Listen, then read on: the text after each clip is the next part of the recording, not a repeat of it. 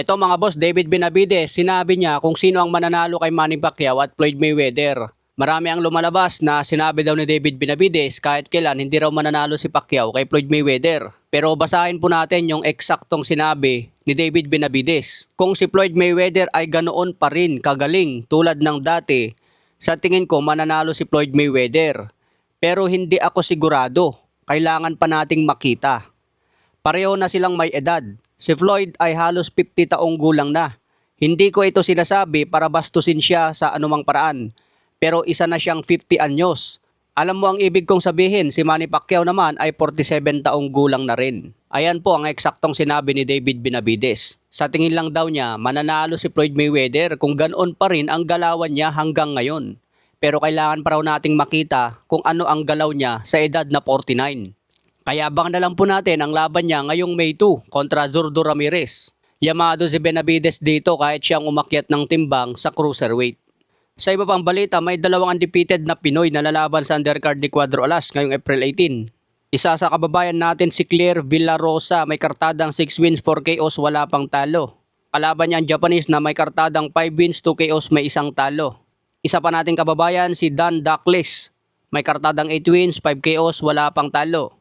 Kalaban naman niya ang taga-Uzbekistan na si Iqbolhon Koldarov. May kartadang 7 wins 6 KOs, wala pang talo. Kaya abangan din natin yung dalawang Pinoy sa undercard ni Cuadro Alas. April 18, malapit na mga boss, kulang-kulang isang buwan na. Parang 3 linggo na lang na mag-training si Cuadro Alas. Yung 1 linggo pahinga. Recovery time ni Casimero yung 1 linggo na yon. Kaya kailangan makuha na ni Casimero ang timbang para hindi mahirapan maggabol. Kasi baka makaapekto sa kanyang performance kapag ginahabol pa niya ang timbang malapit na ang weigh-in. Sa ibang banda naman, lalaban din pala si Jaime Munguia kontra Armando Resendiz para sa WBA Super Middleweight title. Common event ang laban nila sa Benavides versus Zurdo Ramirez ngayong May 2.